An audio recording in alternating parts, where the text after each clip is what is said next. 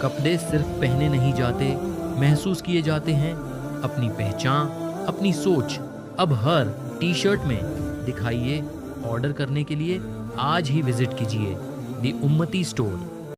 دائیں بائیں ہوتے ہیں نا، آپ کے خدمت گزار ہوتے ہیں، آپ کے ساتھ اٹیچ ہوتے ہیں، ان کے اگر اوپر غربت آتی ہے، پریشانی آتی ہے، آزمائش آتی ہے، تکلیف آتی ہے، تو وہ ان کا ذاتی معاملہ نہیں۔ میرے نبی پاک نے اسے ذاتی معاملہ نہیں کہا۔ حضرت ربیعہ بن کعب کی وہ حدیث تو سارے لوگ سناتے ہیں کہ وضو کرایا کرتے تھے تو نبی پاک نے فرمایا کچھ مانگ لے۔ انہوں نے جنت میں نبی پاک کا پڑوس ہی مانگ لیا، یہ بخاری میں موجود ہے۔ لیکن وہ والی حدیث بھی پڑھو کہ جب نبی پاک نے انہیں کہا کہ ربیعہ تو مجھے وضو کراتا رہتا، شادی کیوں نہیں کرتا؟ حضور نے نہیں فرمایا کہ اس کا ذاتی معاملہ ہے، میں شادی کراؤں گا، میں اس کام میں کیوں آؤں گا، شادی کیوں نہیں کرتا؟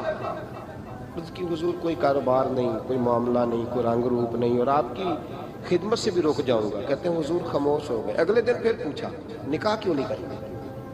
میں نے کہا حضور نہ کاروبار ہے، نہ گھر ہے، نہ مکان ہے، نہ رنگ روپ ہے، کون رشتہ دے گا؟ جب میں یہ کہہ کے باہر نکلا نا حضور خاموش ہو گئے، تو میرے دل میں خیال آیا ربیعہ تو بحث کیوں کرتا ہے اور ان کو بتاتا ہے جنہیں اللہ نے سارا کچھ ہی عطا فرمایا ہوا ہے۔ حضور کہتے ہیں شادی کیوں نہیں کرتا؟ تو چپ کر کے کہہ دے محبوبہ جیسے دل کرتا ہے ویسے کر دے، تو آگے سے دلیلیں دیتا پھرتا ہے۔ یہ بھی کو بات ہوئی۔ فرماتے اگلے دن میں نے ارادہ کر لیا، حضور نے اگر آج کہا تو کہہ دینا یا رسول اللہ جیسے دل ہو کرے۔ میں نے وضو کرایا، میرا خیال تھا حضور یہاں روک کے کہیں گے، یہاں روک کے کہیں گے، پر حضور نے آج بات ہی کوئی نہ کی۔ میں دیر تک سوچتا رہا یہاں کہیں گے، یہاں کہیں گے، پر آج حضور نے بات ہی نہ کی۔ میں پچھتا رہا تھا کہ 2 دن موقع ملا، میں نے ضائع کر دیا۔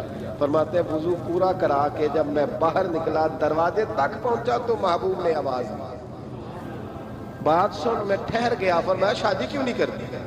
کہتے ہیں میرا تو دل پھولوں کی طرح کھل اٹھا۔ میں نے کہا یا رسول اللہ جیسے دل کرتا ہے کرا دے۔ نبی پاک علیہ الصلوۃ والسلام نے فرمایا فلاں قبیلے کے سردار کے پاس جا، اسے کہا اپنی بیٹی کا نکاح تیرے ساتھ کر۔ کہتے میں گیا، تھوڑی دیر کے لیے توقف کیا انہوں نے، لیکن پھر وہ راضی ہو گئے۔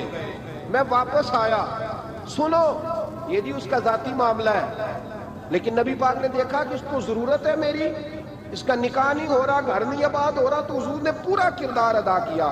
میرے محبوب کریم علیہ الصلوۃ والسلام نے حضرت حارثہ بن نعمان کو بلایا، فرمایا تیرا ایک مکان خالی ہے؟ کہ یا رسول اللہ ہاں۔ فرمایا یہ میرے ربیعہ کو دے دے، اس میں رہا کرے گا، دلہن کو لائے گا۔ حضرت بریدہ اسلمی کو بلایا، فرمایا کہ کھجور کی گٹھلی کے برابر سونا چاہیے۔ یا رسول اللہ کس لیے؟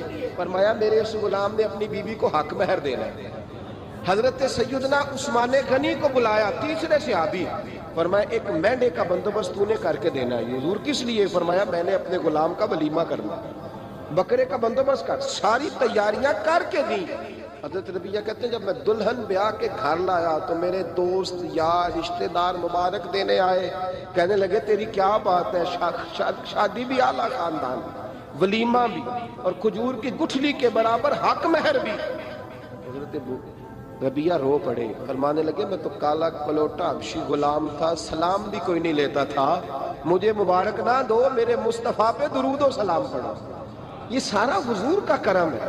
کہتے ہیں اس کا ذاتی معاملہ ہے، بھئی سارا دن تیرے ساتھ رہتا ہے، اٹھتا بیٹھتا ہے، تیری نوکری کرتا ہے، تو نے کبھی پلٹ کے دیکھا ہی نہیں، تو نے کبھی اشک شوئی نہیں کی، تو نے اتنا ٹائم ہی نہیں دیا کہ تیرے کندھے پہ سر رکھ کے رو سکے، تیری توجہ ہی نہیں۔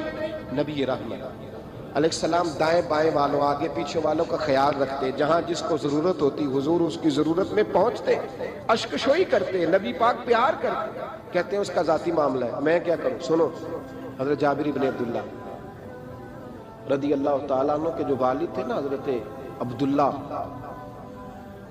عبداللہ بن عمر رضی اللہ تعالیٰ عنہ، وہ اعلیٰ ترین احد کے شہید ہیں کہ نبی پاک فرماتے ہیں رب کریم نے خود ان سے گفتگو فرمائی ہے، خود ان سے گفتگو کی اللہ تبارک و تعالیٰ نے۔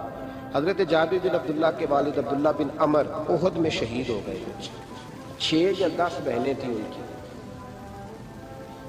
قرضے چڑھ گئے، کاروبار میں نقصان ہو گیا۔ ضروری نہیں کہ کوئی آدمی دھوکے بازی ہو تو وہ مقروض ہوتا ہے، یہ ضروری نہیں۔ تلک الایام نداولھا بین الناس، اللہ لوگوں کے دن پھیرتا ہے، حالات تبدیل کرتا ہے۔ صحابی پہ کچھ شک کر سکتا ہے، لیکن حضرت جابر کہتے ہیں اتنا قرضہ چڑھ گیا کہ ایک ایک بال میرا قرضے میں ڈوب گیا۔